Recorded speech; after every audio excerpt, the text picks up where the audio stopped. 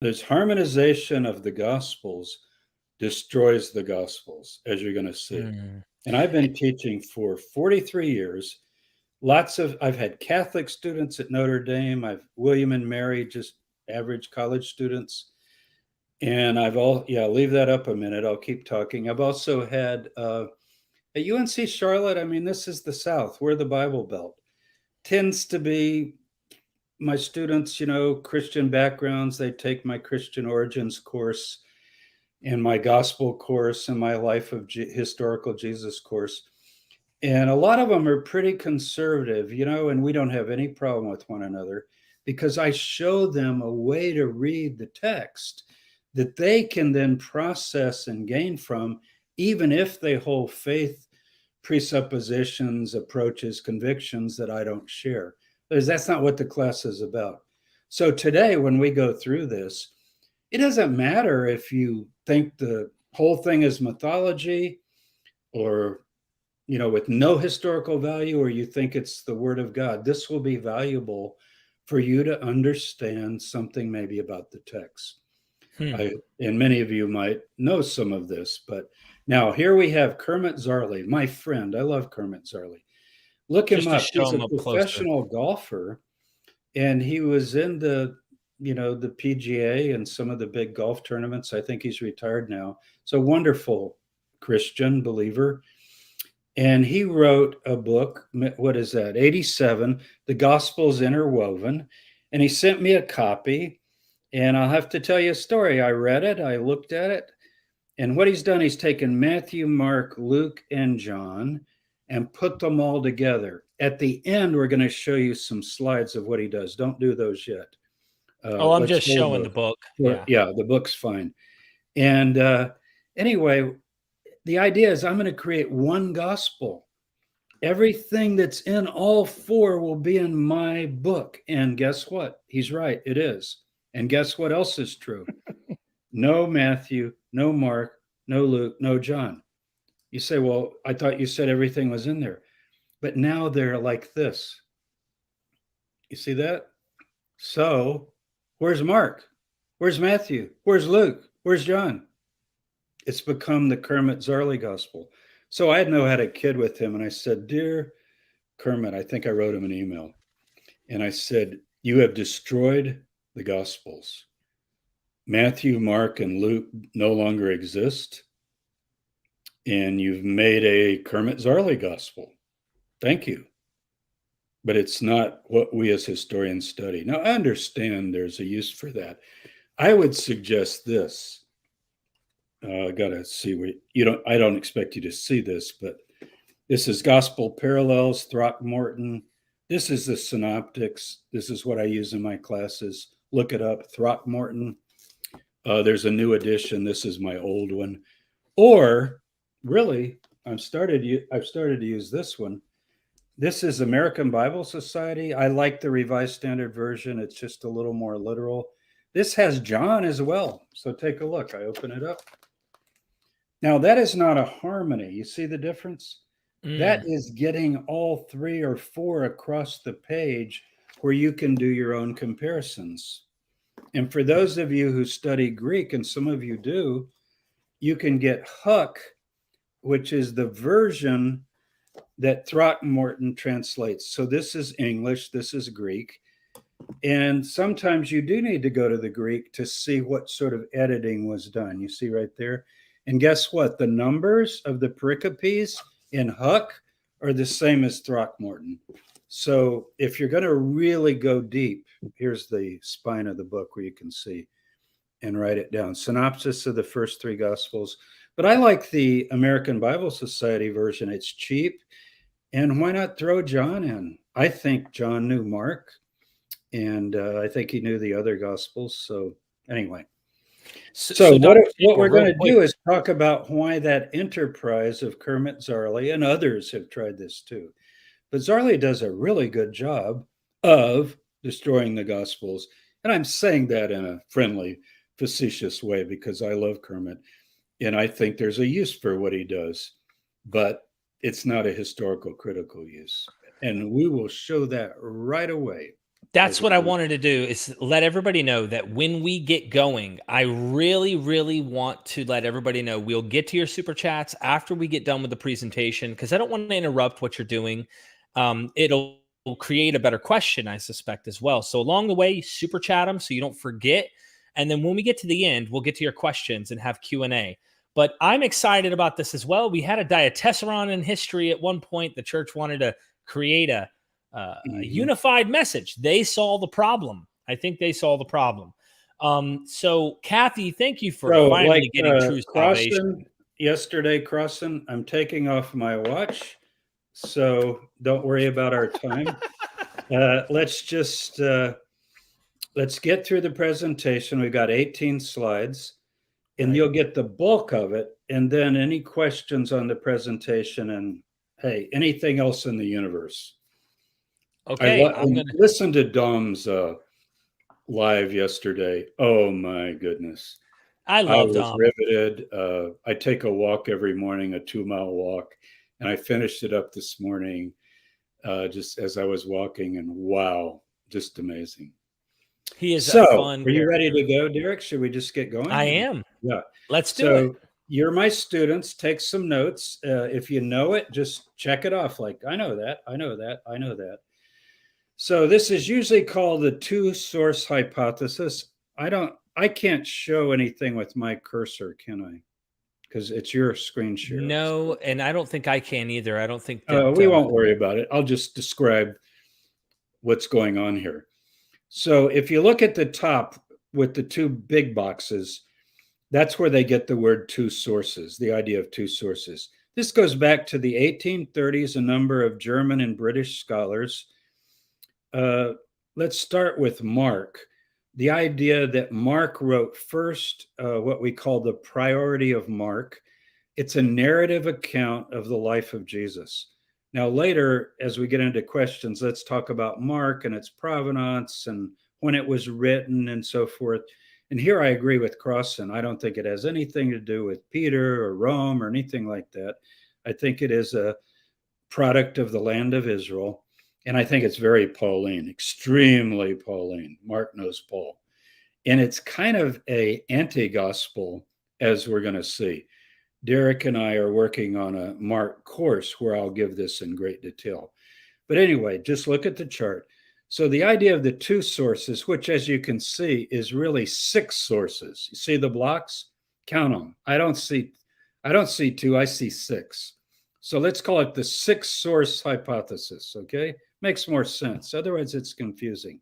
But I'm calling it 2 source because that's how everybody refers to it. So the idea would be Mark wrote first and put together the Jesus story, okay? Now notice the line going down from Mark. There's 2 lines. One goes to Luke, one goes to Matthew. The dates are arbitrary. If you notice, scholars just go, 70, 85, 95. You see what they're doing? Let's jump decades. We have no idea.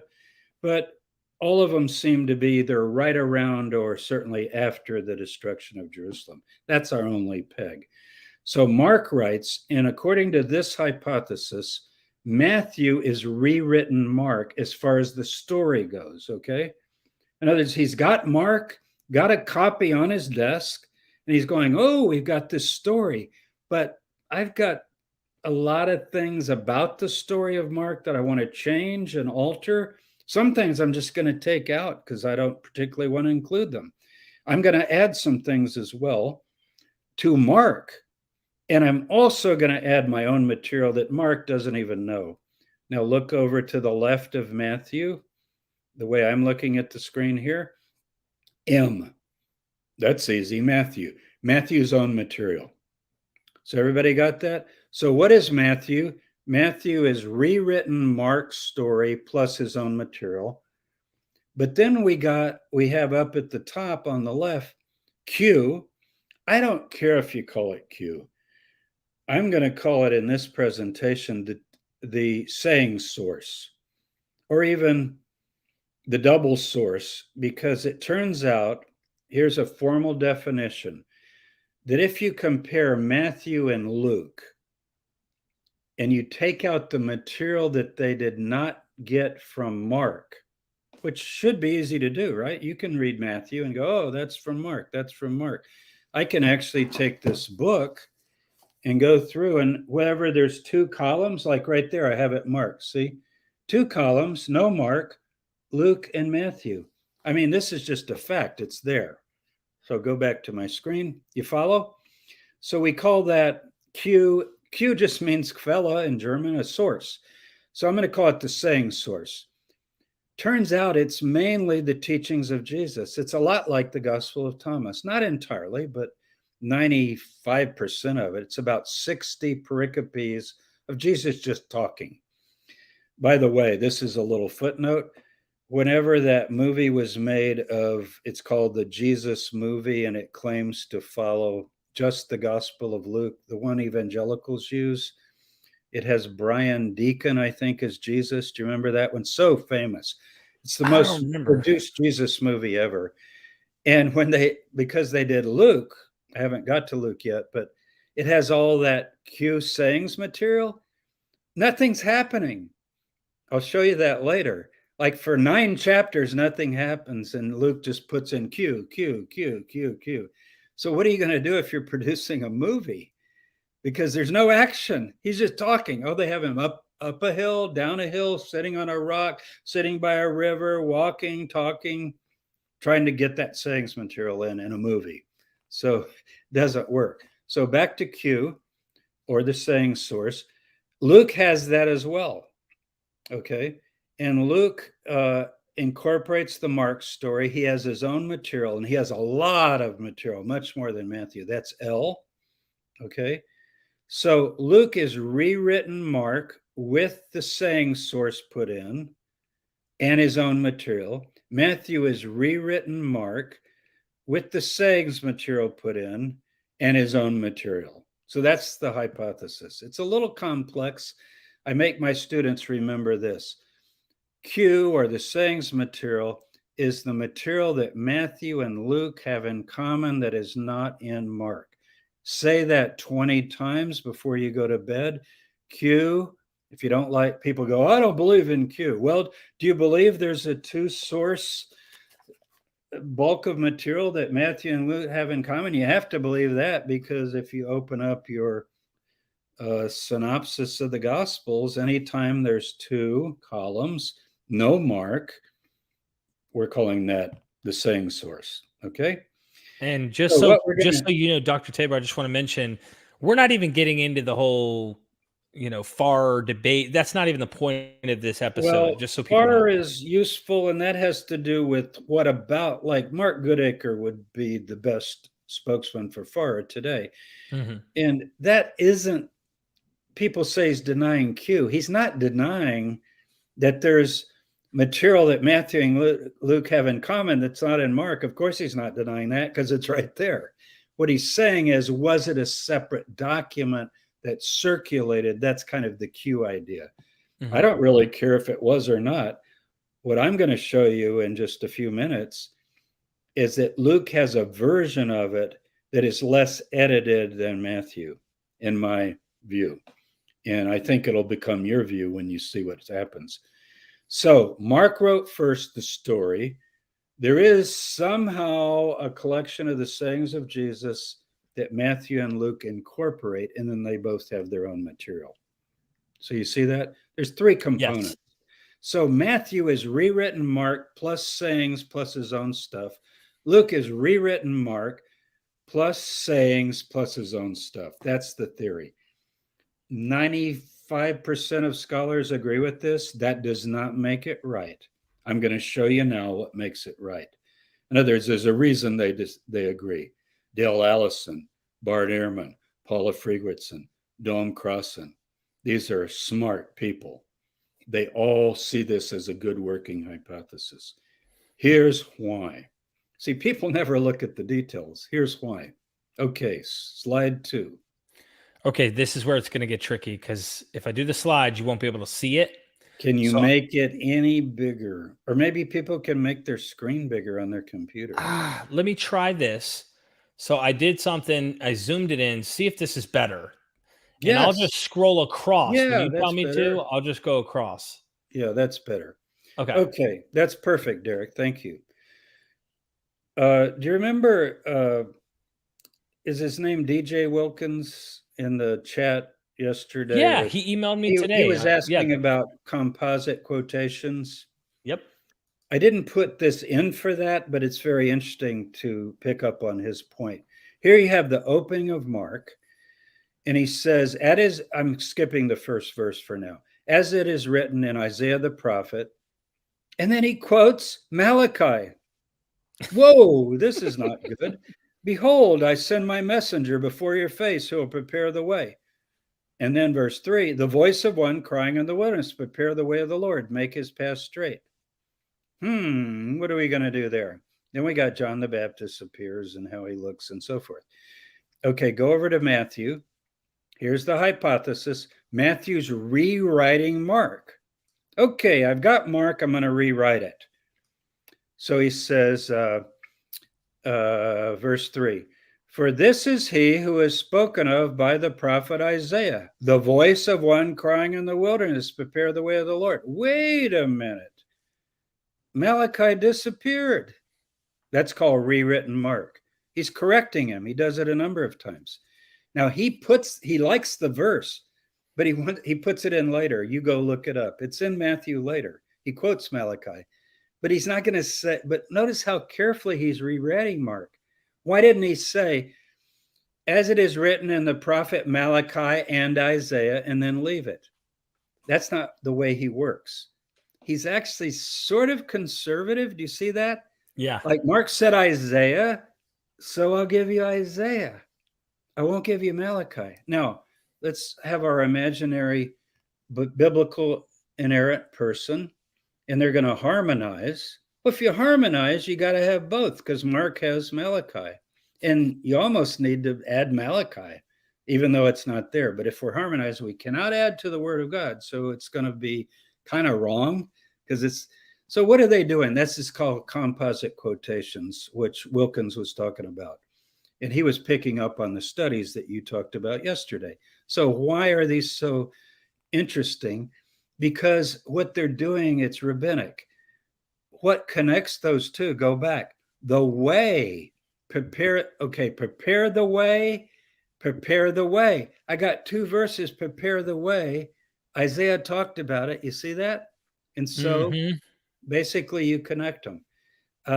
But I just want you to see how Matthew corrects Mark, and it does not go the other way. Like there's no, to me, it's illogical to say Matthew wrote first. We got our Matthew priority people. And then Mark is so stupid that he goes, I'm going to rewrite Matthew and I'm going to add a verse that's not even in Isaiah, which will be like wrong. You see, in other words, it always goes the way of the correction. So follow the correction or the shortening or the summary, as we'll see. Next slide. All right. Next picture. I gotta. Yeah, that's going to work good for you to just enlarge them, I think. That's what I'm going to do. I have to close each one and then boom. And we'll go as fast as we can because I know. So go back to Mark is always on the left. So go to Mark. Okay, here's the baptism of Jesus. Amazing. Notice how you can already see Matthew there in the picture. Do you see some stuff added? Or do you see some stuff taken away? You see the point? If Matthew wrote first, then Mark is giving a short version. Quick story. I'm a kid, 12 years old, got baptized in the churches of Christ. I'm going to read my New Testament. Got it? So I read Matthew. I made it through Matthew. Wow, I'm such a good boy. And then I get to Mark, second. Remember Matthew, Mark, Luke, John? And I go like, I've already read this. I read Matthew. I was a good boy. And now I'm reading Mark. Mark's just like a kind of a shortened précis, like a summary of Matthew. But Matthew's the main thing, right? Wrong. I didn't know. Then if you get to Luke, it's like, well, this is kind of repeating Matthew. And I kind of read it, but there's other stuff. And then I get to John. This is wholly different. This is the experience of the average person reading the Gospels. But if you look at I don't like the word critically. Critically is okay, but most people think critically is like pick away, pick away. No, carefully. I tell my students, we're not reading critically, we're reading carefully. Big difference. It has a different tone to it. Like if you ask anyone, should I read Mark and Matthew carefully? Absolutely. The most liberal scholar, read it carefully. The most conservative scholar, read it carefully. Let's read it carefully. Well, let's read it. When Jesus is baptized, the heavens open, the Spirit descends like a dove, a voice comes from heaven. Since you can highlight, you are my beloved Son, with you I'm well pleased. Personal message to Jesus. You said, well, others could hear it. Not Mark is Mark. I'm just reading Mark. I don't know anybody else could hear it. I think it's a self-disclosure to Jesus. Now flip over to Matthew, move it over just a little bit. Oh, wait a minute. If Jesus is baptized and he's baptizing for the remission of sins, before I copy Mark, which I'm going to do, I better explain why he's even getting baptized, because Mark doesn't even tell you that he's not a sinner. So I got to have this little objection. And then finally he goes back. Heavens were open. You can see he's following Mark perfectly. Spirit descending like a dove. The Greek is word for word the same. And lo, a voice came. Whoa, wait a minute, Derek. Highlight that last verse. The voice. Oh, sorry. This is my beloved Son, in whom I am well pleased. Loudspeaker from heaven. Okay, back to Everybody Kermit. hears it. Our buddy Kermit. What is he going to do here? Remember, we want everything. We're going to create a new gospel. It's going to be a fifth gospel that we're going to make from these three. You see what's happening? Mm-hmm. If we put them together, I think the voice has to say to Jesus, you're my beloved Son. He's my beloved Son. Okay, what gospel says that? None. None of them. So you've created a gospel. Now, I want to read all of Mark as Mark. When people hear this course, it's going to blow them away, because we're going to do just Mark.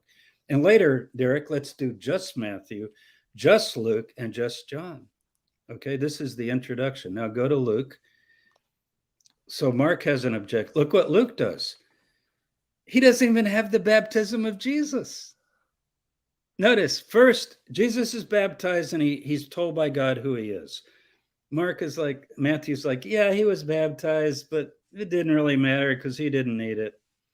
And Luke is like, when all the people were baptized and Jesus is baptized and was praying, you see, I don't say he wasn't baptized. What I'm saying, he is baptized, but he's praying, meaning he's disassociating it from John. It's not like John had his hands on him and he got the big revelation, either the loudspeaker or the personal. This is more like, by the way, Jesus was baptized. John was baptizing people. Jesus is baptized. And, once he was praying, well, it doesn't say he was praying. When was he praying? He also had been baptized. This could have been later up on a hillside by a rock. You see the point? Mm-hmm. So now he's getting the personal disclosure according to Luke. Now you can't harmonize that. If you put all three together, and I didn't put John, forget John for today, but John doesn't even have him baptized. He just says, the one on whom I saw the Spirit descend, but it doesn't say when he was baptized. Never mentions baptism. See what's happening? So we got to have all three. We got to take each one individually. Next slide. We're going to go as fast as we can because this could take a while. My courses are an hour and a half normally. Okay. Now, what do you see immediately here? Or what don't you see? No Mark. Now, it's not because I didn't include it. It's because it doesn't exist. And you can kind of center this one a little bit where they can see both at once. It's word for word the same in Greek and in English. Yeah, there you go. And this shows you how consistent the two sources are without Mark. This is the saying stuff. It's got a little bit of narrative in it. It's got to have a little narrative. You can't just not say who's talking. So it introduces John. But notice if Luke begins, he's talking to the multitudes, and Matthew has him talking to the Pharisees and Sadducees. So that's your first occurrence of the so-called two source, very early on. And so both Matthew and Luke put it right after the baptism. It's part of John the Baptist preaching. Just want you to see that, where you can see how much they agree sometimes. They seem to be getting it maybe from each other, if that's possible. I think that would be the far hypothesis. Or maybe there was a source external that they're relying upon. Okay, next.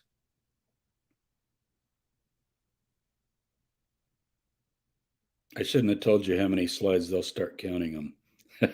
Like my students do. Okay, here again, what do you see here? Two sources. Two sources. See if you can, well, let's just, everybody know, this is Luke's blessings. Blessed are you poor, yours is the kingdom. Blessed are you that hunger now. Blessed are you that weep now. Blessed are you when men hate you and exclude you, and so forth. So basically, it's four blessings: the poor, the hungry, the ones weeping, and the ones persecuted. You got that? Go over to Matthew. Matthew, I believe, is taking Luke and expanding it. And this is the version everybody knows, the so-called Beatitudes. But notice how it is quite a bit different. Blessed are you poor becomes poor in spirit.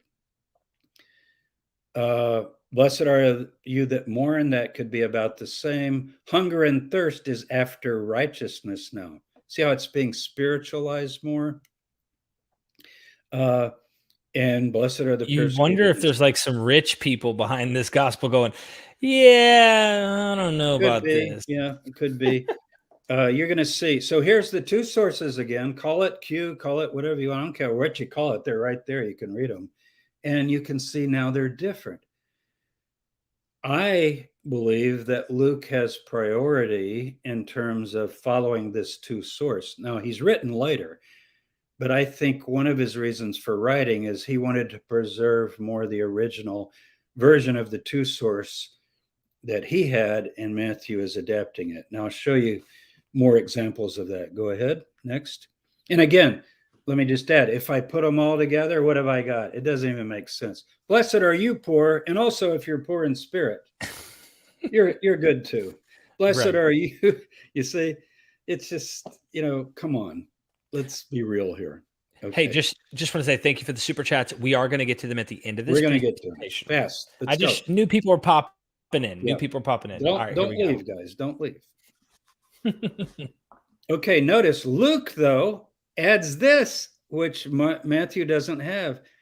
Remember, we had four blessings: rich, hunger, mourning and weeping, and persecuted. And he does he does four woes. They exactly match the blessings.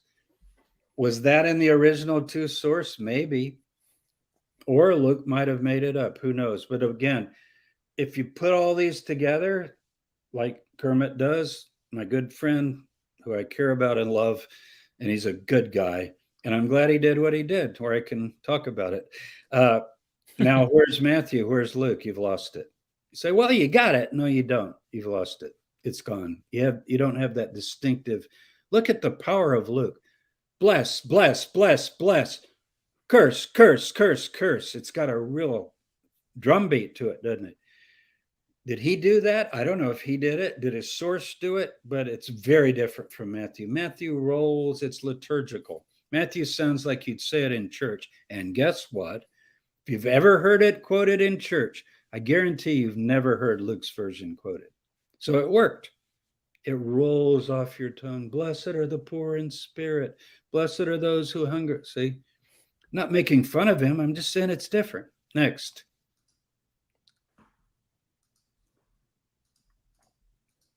Derek's pretty good at this. I'm trying. Okay, my favorite. Talk about the Lord's Prayer. Let's all say the Lord's Prayer together. Our Father who art in I heaven, used hallowed be thy name. to Thy thy name, kingdom thy come, thy kingdom will come, be thy will be done on done earth on as it earth is in as it is heaven. in heaven. For thine is the kingdom and the power and the glory forever. Look at Luke.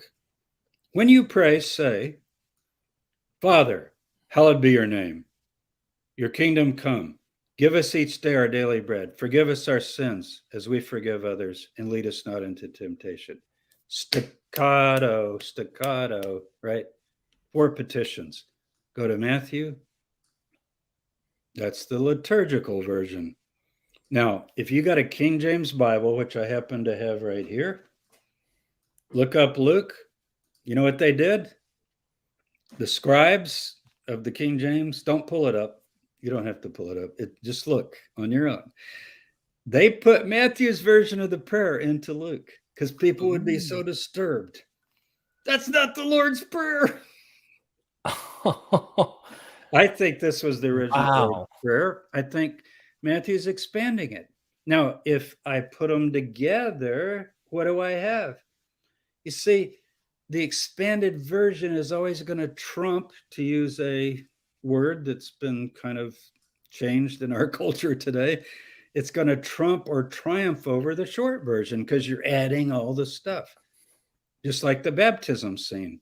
Luke doesn't have Jesus objecting. I mean, John objecting to Jesus being baptized, but Matthew does. So you see, the additions are going to literally drown the original. So you don't get the original. If this is original, it's certainly original with Luke. Okay. By the way, thine is the kingdom and the power and glory forever and ever. Amen. It's not even in the RSV or any modern translation because it is only in the late manuscripts. But do you see how liturgical that is? That's why people have remembered it. Nothing wrong with that. But why would you not want to notice the difference? I sort of like Luke's prayer, but anyway. By the way, I think John the Baptist taught this prayer to his disciples. That's what it says in Luke. Teach us to pray as John taught his disciples. And he goes, well, when you pray, say this. Okay. Next. Interesting. Okay. Yeah. And by the way, Luke's prayer could be said in any synagogue today. Matthew's prayer could be said in any synagogue today. Talk about Jewish. What is there about the Lord's Prayer that's Christian, the way people use the term? Now, this is my favorite. If anyone comes to me and does not hate his own father and mother and wife and children and brothers and sisters, yes, even his own life, he cannot be my disciple. Does that sound like John Kennedy? You understand the rhythm I'm talking about? Yes. He cannot be my disciple. Whoever does not bear his cross and come after me cannot be my disciple. It's called rhetoric. Now, there's a voice here. Notice the yes, the rhetorical yes. Okay. Hate. I'm in Sunday school, 3rd grade maybe. Teacher, did Jesus say we should hate our father, mother, brother, sister? No, Jimmy Dan, that was my name. No, Jimmy. He said we should love them less than God. Oh, I thought he said we had to hate them. Go to the next, go to Matthew. You think we had that problem in the modern world? They had the problem. Look what Matthew does. And as you cannot go from Matthew back to Luke because Luke's the problem. Hate. I've heard people, I remember my Sunday school teacher went, well, hate in Greek doesn't mean hate. Miseo. Yes, it does. What do you mean it does? What, they didn't have a word for hate? It means detest, hate, cast aside. It's called hyperbole. Now, does it mean love less? Probably. I agree with Matthew's interpretation. I think that's what it meant. But in Luke's original version, Jesus never lets up in cue. He hits you like this. You want to follow me? Hate your family. Leave your family. Hate them. Go. You mean like love them less? Okay. He doesn't let you off the hook. You got to go figure that out. Now look at Matthew. This is the exact passage. He who loves father and mother more than me is not worthy of me. And he who loves son or daughter more than me is not worthy. See, you've lost the rhetoric. You've lost the tone. You remember how I read the first one in Luke? It had that feel of an oral presentation. Is it from Jesus, or is it the writer of the saying source having a more original version? I don't know who to credit it to, but it's rhetorical. This is not rhetorical. This is explanatory. If you read Luke and go to Matthew, it's like Matthew's going, this is what he meant. You see the difference? Mm-hmm. Luke is what he said. Sunday school answer, here's what he meant. Now you tell me the Gospels are the same. Come on, they're not the same. He's telling you what it means, but he's not giving you what he said. He's making it easy for you. And I think he's probably right. That's probably what it means. I mean, he doesn't mean you should detest your parents. One of the commandments is love your parents. Next. This one's even better. That's one of my favorites, but this is even better. You see why my students have fun? Okay, a scribe came up and said, teacher, I didn't know the order of them. This is good, but it wasn't what I was talking about. Teacher, I'll follow you wherever you go. And Jesus said, foxes have holes, birds of the air have nests, but the Son of Man has nowhere to lay his head. And another guy said, I got to bury my father. And he says, follow me, let the dead bury their dead. More demands of following Jesus. Okay, look at Luke. I think Luke is original, by the way. Why did I switch these? Because I want you to see that does not come out. See verse 61 that I highlighted in green? Mm-hmm. That doesn't come out as Q. You see why? Because it's the material they have in common. Well, 61 is not in Matthew. It's a third example. So did Luke just say, oh, I got a third one, I'm going to add it? Just like he added those woes that Matthew doesn't have? I don't think so. But it's open. So Luke has, well, I got to go home and tell my family bye. No one who puts his hand to the plow and looks back is fit for the kingdom. My theory is we would flip those around. Luke has 3 questionings. And Matthew goes, and he does this at least 10 times. He shortens it because it's like, have you got the point yet? You see the idea? As if 2 guys come and they're both told, foxes have holes and I got to bury my father and so forth. Why do you need a third? Okay, next. So once again, I think Matthew is editing the saying source. This is probably the one I was thinking. Yep, this is it. Now, you talk about rhetorical, Derek. I'm going to have you read this with your JFK voice. Go ahead. Put your power in it. Do you think that I have come to give peace on earth? No, I tell you. No, pause. I'm going to teach you rhetoric. Say it again, but pause after your question. They got to think. Do you think that I have come to give peace on earth? No, I tell you, but rather division. For henceforth in one house there will be 5 divided, 3 against 2, 2 against 3. They will be divided. You just said that. Why are you repeating that? Okay, go ahead. Father against son, and son against father. Mother against daughter, and daughter against her mother. Mother-in-law against her daughter-in-law, and daughter-in-law against her mother-in-law. It's hard to read in one breath. It is. It's very redundant. Like, I tell you, no division, they will be divided, and they will be divided. He says, again, this is rhetoric. If I'm speaking as a public speaker, we naturally do this. I say, I'm going to drill home this point, and I'm going to make it plain, and I'm going to repeat it, and I'm going to push it so you'll get it. I said, well, why didn't you just say you're going to really make your point? Because I want you to feel the rhetoric. Okay. Now, what did that mean? Matthew is the Cliff Notes. Go over. What did Jesus just say? Luke is what he said. Matthew's like, what did he mean? Do not think. I'm not asking you, I'm telling you. Do you think? No, I'm cutting to the chase. Don't think I've come to bring peace. I've not come to bring peace, but a sword. I've come to set a man against his father, a daughter against her mother, a daughter-in-law against her mother-in-law, and a man's foes will be those of his household. Do I need to name every other relationship in the family until I'm out of breath? No, you got the point. See what he's doing? Now, who's editing whom?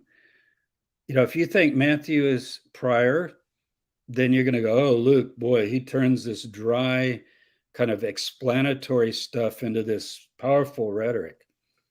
Maybe, but wait, because I'll show you that it definitely is not going that direction. Luke is preserving a more original version. Whether it goes to Jesus or not is a question, but that's not what we're talking about. You see the idea, though? Matthew is always shortening it and telling you what the point is. Luke is giving you the saying, and you got to figure out the point. There's Luke as a big question mark. Okay, next. Okay, that was all the two-source stuff. Now let's do Mark. I think Mark is next. There might be one more. No, there's one more of those. Okay, just the part that I have highlighted because we want to move ahead. I tell you, my friends, this is Luke, do not fear those who kill the body, and after that have no more that they can do. But I will warn you whom to fear. Fear him who after he's killed has power to cast into hell. That's Gehenna. Yes, I tell you, fear him. Hear the rhetoric? You already said fear him. Why are you saying at the end, yes, I tell you, fear him? Now, you say to me, Derek, what did he just say? Go over to Matthew. It's almost comical. He said, don't fear those who kill the body but can't kill the soul. Rather fear him who can destroy soul and body in hell. You see? That's what he said. Well, that is what he said, but it's not what he said. It's what he meant said. So you see what's happening? Mm-hmm. Now, did you notice all four of those examples? The same process is going on. Shorten, abbreviate, summarize, soften the blow. What does hate mean? Well, don't even use hate. Just say it means love less than God. Well, go ahead and interpret it. Okay, so Luke is raw sayings. Matthew's interpreted theologically. It's not bad. Every Sunday school teacher does Matthew, whether they're conscious of it or not. What did he mean by that? Okay, next. I think we're finally going to get to Mark. And we'll be able to wind this up pretty quick. Woo, these are thick. Now, this is a story. Don't look at Matthew. You're going to have to go to Mark. And are you able to stretch Mark at all? We're just going to have to describe this to people. You want me to zoom in more? Yeah, on Mark, though. I'm not going to read it all. Yeah, pull over. Yeah. You can see how long it is. You look it up and you'll have the recording of this, all of you, and you can look it up yourself. Anyway, I'm not going to read it all, but it's basically a very elaborate story about a paralyzed guy. They're in Capernaum. They take the roof off the room where Jesus is because it's so crowded, they can't get into him. They remove the roof. It's like a thatch roof with mud. We show you examples of that when we go to Israel. They let the guy down on a pallet. It even says, I think it even maybe says how many men, I'm not sure. Anyway, the whole controversy is how can he forgive sins? Because Jesus says your sins are forgiven. How can he forgive sins? Is he claiming to be God? And then go on down. You see how long Mark is? I want you to mainly see the length so you can zoom back out again. Zoom back out where they can see the link. The length. Now, Luke doesn't matter here because he follows Mark almost. Visually, can you see what I'm saying here? That Luke is basically keeping Mark. He's conservative. If he doesn't have a problem with Mark, he just puts it all in. Now, look at Matthew. Remember we said Matthew shortens, abbreviates, and it's almost like Matthew's saying, get to the point. Get to the point. Well, what's the point? The point is not like how the guy got there. Did they take off the roof? Was it hard? Nothing. It's just like, look, let me read it to you. And behold, they brought to him a paralytic. What? Like no circumstances? Yeah. What is he, on the road or what? It doesn't even say they're in a house. Take heart, my son, your sins are forgiven. Oh, how can he forgive sins? Well, I can say, rise up and walk, that you may know the Son of Man has authority, forgive sins, take up your bed and walk. He rose and went home.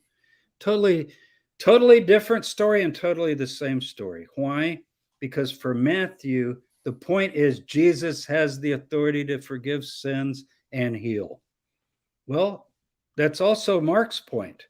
But for Matthew, he doesn't need all that details because he just wants to slam home the point. We saw him do it with the two source too. He does the same thing. Next.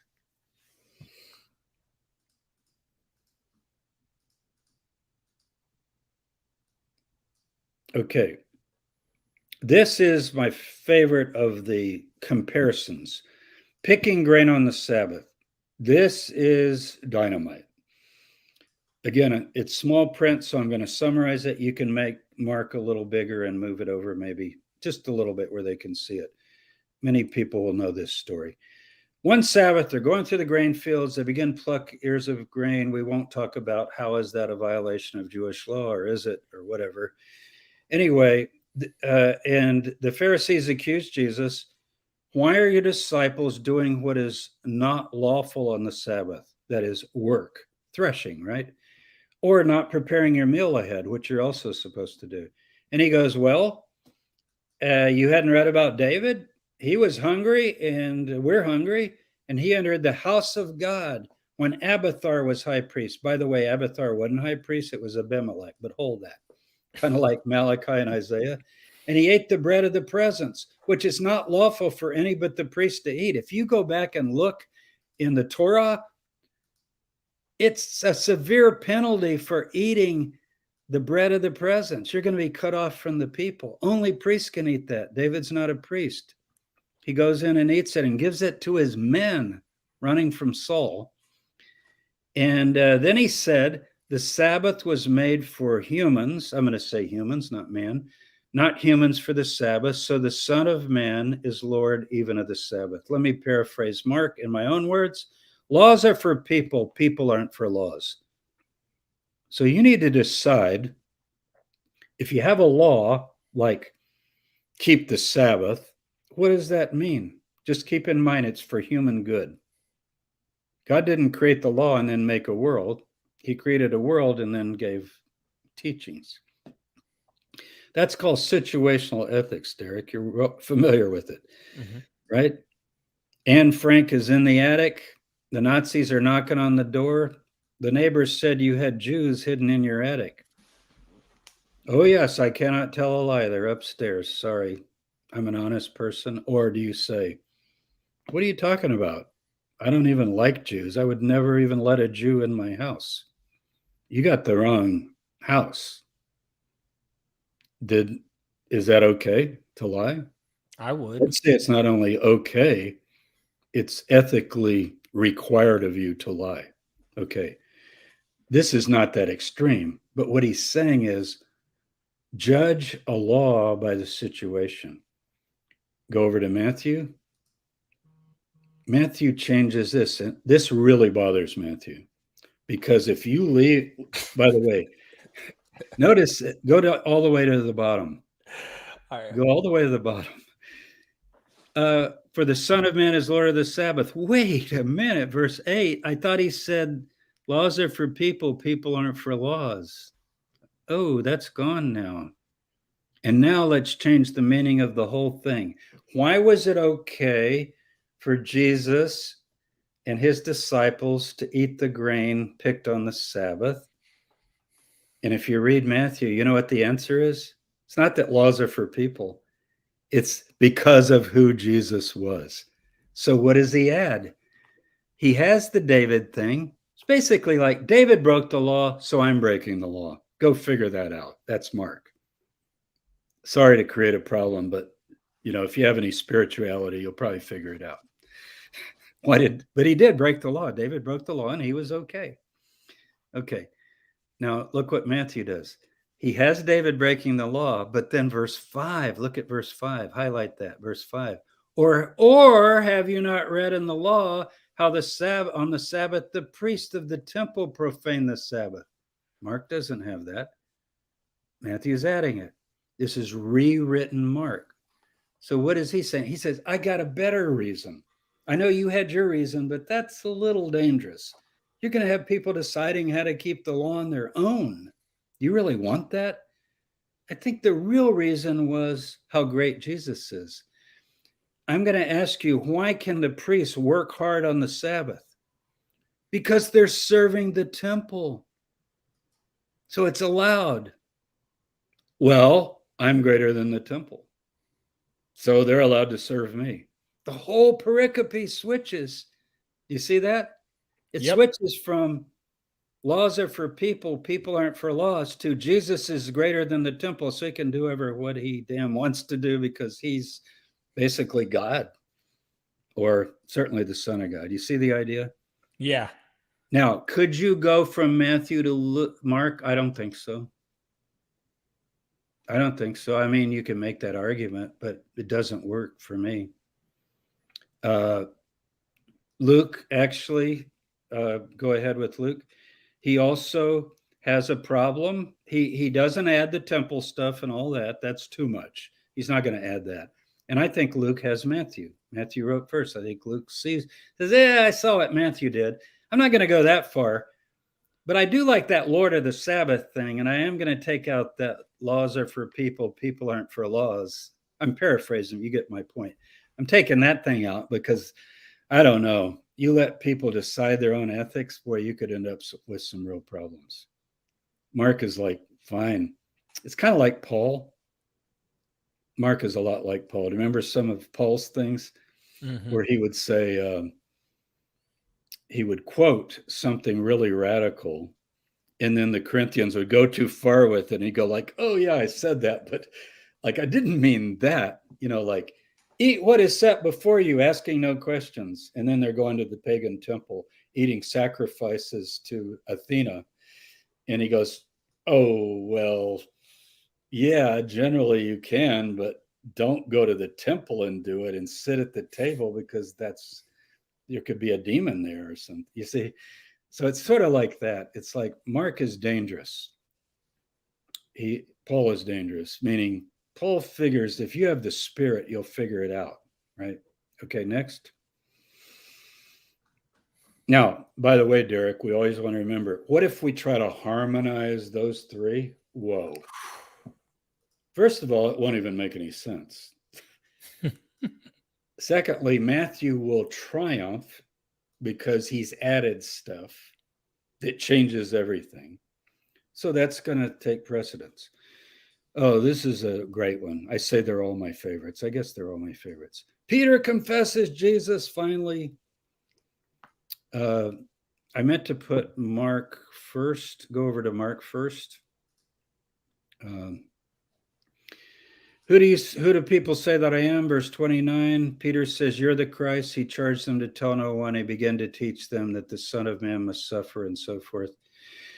Verse 32, he said this plainly, and Peter took him and began to rebuke him. And turning to his disciples, he rebuked Peter and said, get behind me, Satan. Okay, go back to Matthew. Okay, Matthew has all that, but before that, he puts a blessing on Peter. Now that's look, if you just read Mark, Peter has no idea what it means to be the Christ. He totally misunderstands, as the disciples do all through Mark. The disciples never understand.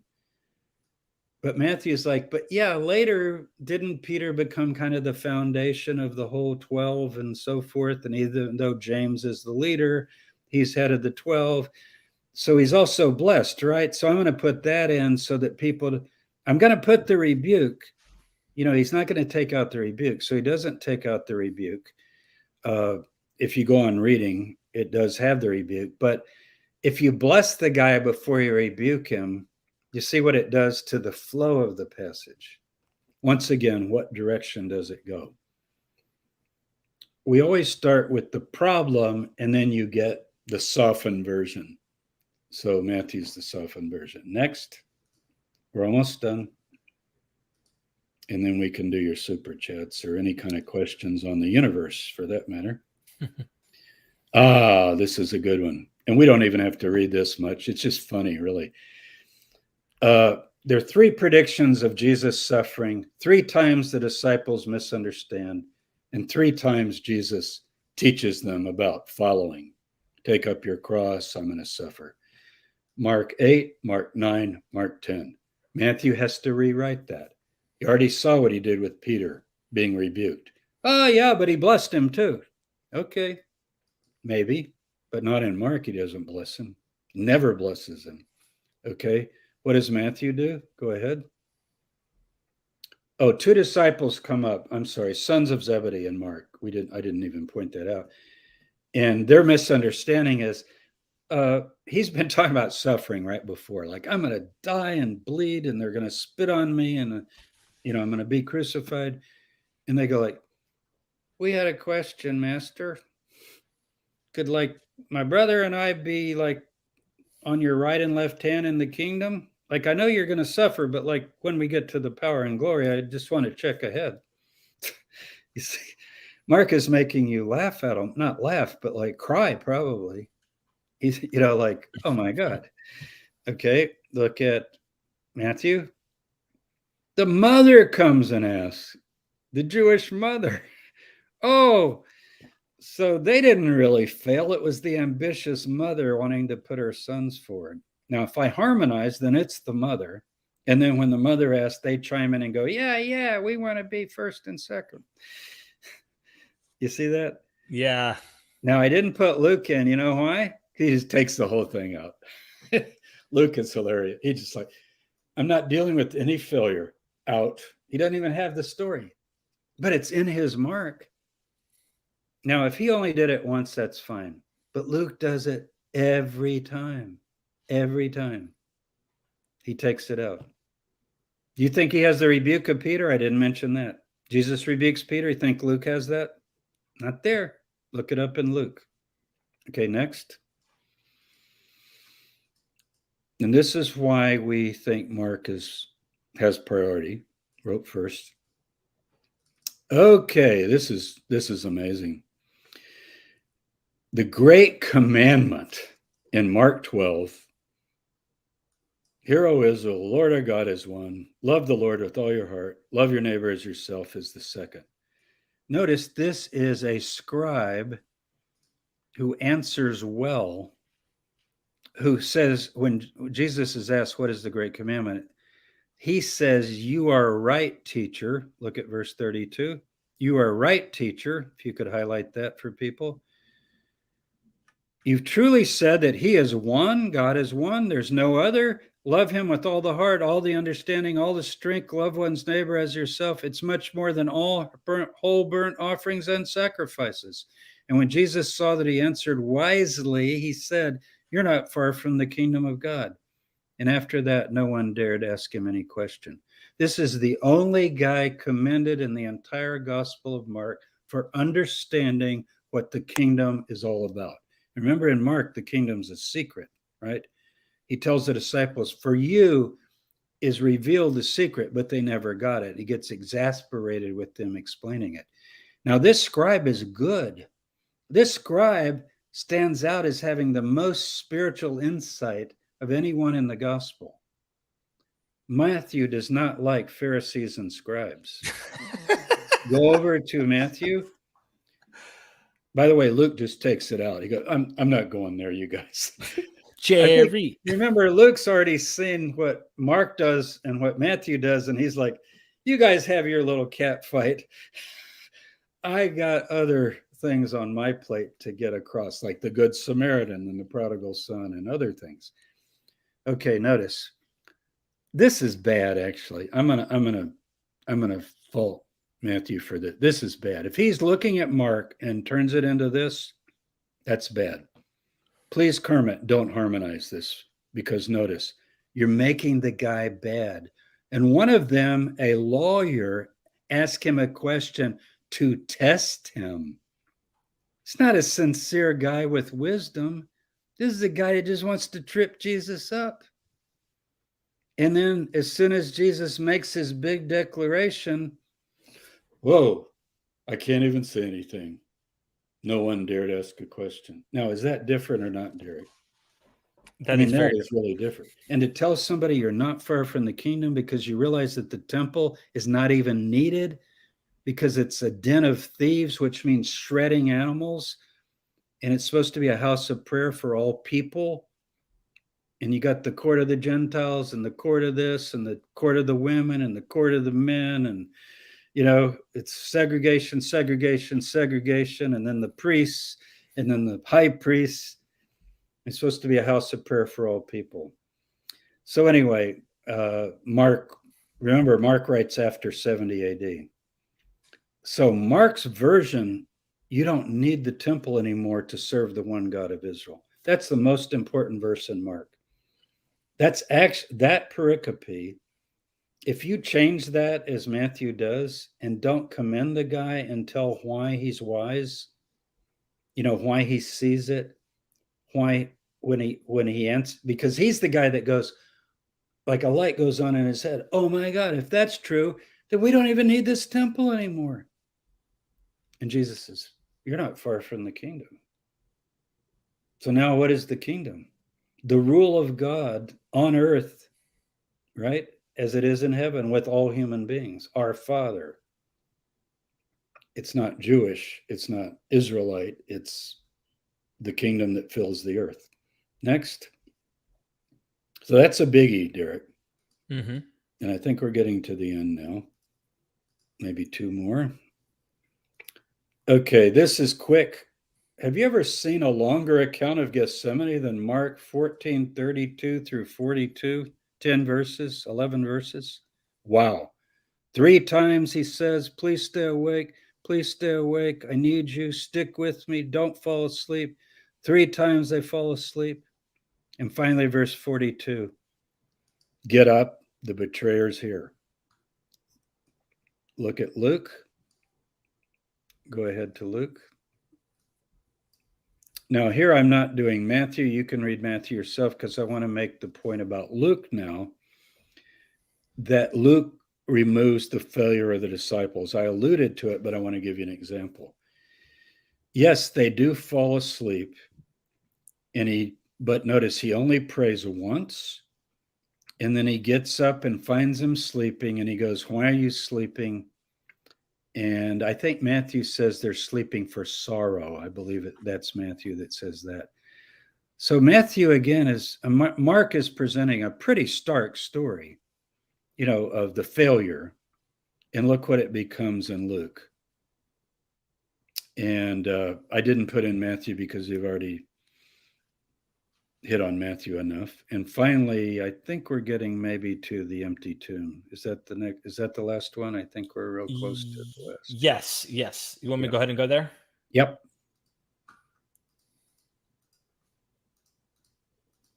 Okay. By the way, Luke takes out, they all forsook him and fled. I didn't put that in. The verse, shortest verse in Mark. They all forsook him and fled. It's not there. So it doesn't even say the disciples ran away. And also Luke takes out, my God, why have you forsaken me? That's the only thing Jesus says in Mark. Takes it out. Father, forgive them. They know not what they do. He adds that. Okay. Sabbath is past. Mary Magdalene and Mary come to the tomb with James, Mary, mother of James, and Salome. I think that's maybe Jesus' sister. They're going to anoint Jesus. The tomb is empty. There's a young man inside, verse 5. He's sitting on the right side of the tomb. He's in a white robe. They're amazed. They're told he's risen. He's not here. See the place where they laid him. Go tell his disciples he's going to meet you in Galilee. They went out and fled from the tomb, for trembling and astonishment had come upon them, and they said nothing to anyone, for they were afraid. Curtain down, Mark's over. So your last view of Jesus, the purpose of the empty tomb is you're never going to see Jesus again on earth. He's gone.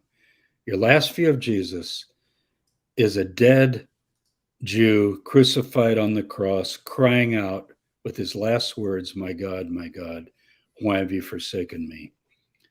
Now, if you look at Matthew, it's the glory hallelujah ending. That's not a glory hallelujah ending. That is kind of like, wow, he's gone. And what do we do now? Well, go back and read Mark. You could do things like sell what you have, take up the cross, right? Give up all you have, and so forth. Okay, Matthew 28. We've got an earthquake. Wow. Angel of the Lord comes. His appearance is like lightning. Matthew did not sit well with Mark's ending. It's like, wait a minute. Not only does he have people raised when Jesus dies running around, right? Appearing, this has got to be cosmic. You're just going to have a guy dead saying God has forsaken him, and that's the last view? That's worse than the Lone Ranger riding off, and you go, who was that man? I mean, this is like, you don't even get to see him.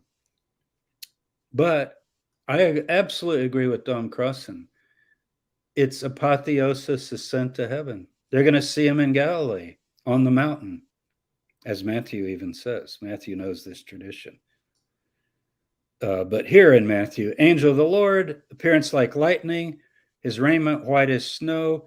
The guards tremble. Remember, the tomb has been sealed and guarded. The angel says, don't be afraid. They go in quickly. Let's see. Doesn't it say, trying to remember here, I'm looking at this small print.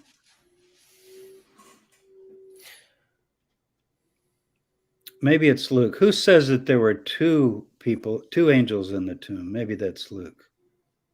It might have been Luke. Yeah, Luke. But anyway, you see the difference, dramatic difference. A young man sitting in the tomb versus this huge thing. And of course, Matthew has appearances and so forth up in the Galilee on the mountain. Okay, that's it, Derek. Let me summarize real quickly. I do want to say just what's interesting about this before I exit this is like the women went and told no one, for they were afraid. And in here, it's like, they go and tell them. They go and tell the disciples quickly. Yeah. It's like, he's not going to leave it there. As I told you when we filmed the Mark course, picture it like a play, and the last thing you've seen is Jesus, and the curtain goes down and he's dead. Then the curtain goes up, and it's Sunday morning, and you see the tomb, and the stone's away, and there's a guy inside. You can see the guy inside. Picture like a play on a stage. And they run up and all that, and then they're told he's not here, he's risen, you're going to see him in Galilee. They run away, and then the curtain goes down. See how dramatic that would be? Yeah. Very different than. Now, I said several times Mark is Paul. I don't mean Paul wrote Mark. Right. Mark would say, what really matters? Truly, this man was the Son of God. Centurion, confessing him. He's dead. He's dead. This dead guy is the Son of God, meaning you need to take up a cross, follow him, and if you want power, position, glory, all of that, like the disciples did, you're missing the point. And what does Paul combat constantly in his letters? The Corinthians, already are you kings? Without us, have you become powerful? Judging one another, wanting to decide who's the greatest. I'm of Paul, I'm of Apollos, I'm of this. And what's the main message? The Messiah crucified, suffering, the suffering servant. Isaiah 53, Isaiah 42, and so forth. So what does Matthew do typically? He shortens, he abbreviates, he summarizes. He interprets for you.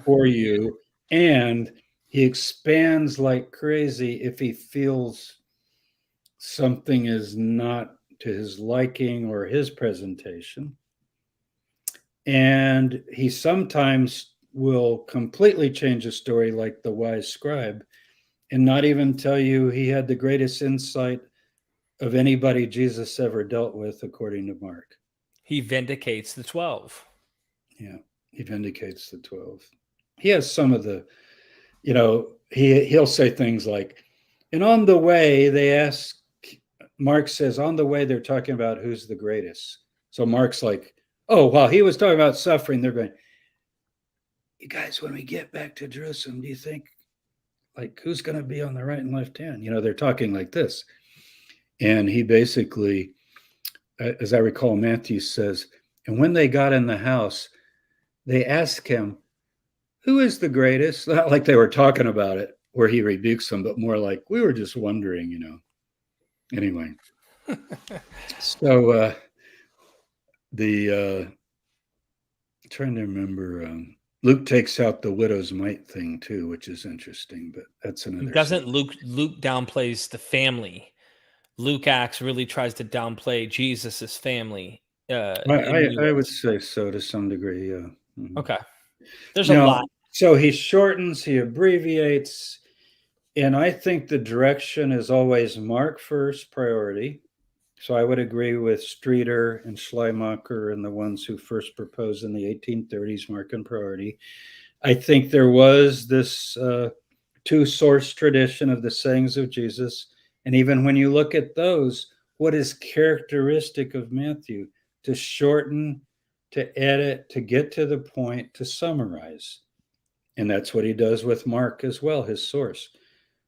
I used to play a game with my kids when they were growing up, 8, 9, 10, and they would just laugh their heads off. They would say, like, okay, Dad, we're going to read you a verse from one of the Gospels. You have to tell us which one. I set it up. I said, you know, you guys, I know the Bible pretty well. Read me any verse. And they don't even, you know, they don't know. They're just opening at random. 90% of the time I could get it because I would recognize these things. Right. It wasn't because I had it memorized. So I tell my students in the Gospels course, by the end of the course, you got a pretty good chance of winning at that game, way over 50%. Because chances are they're going to read something like, they all forsook him and fled. And you'll be like, Mark, you know, it's like, you just know. So it's not. And also, have you ever noticed, Derek, at the end of each gospel, you get the meaning of the gospel? Look, Mark, mystery man crucified. Oh my God, I'm afraid and trembling. Would I have to do that to follow Jesus, who is the Son of God? I don't know. Matthew, glory, power, authority is given to me. Go into all the nations, preach, teach, baptize. What is Matthew about? Jesus is the Messiah. He's the new Moses. Teach, baptize people into his Torah faith, right? Last verse. Luke, repentance and remission of sins will be preached to all nations, beginning at Jerusalem and so forth. And then you go to Acts, and that's what you have with the mission of Paul. So they all give it away at the end, you know, what they're really all about. Right. And I know it sounds like I do prefer Mark, there's no question, but I'm not saying I prefer him theologically.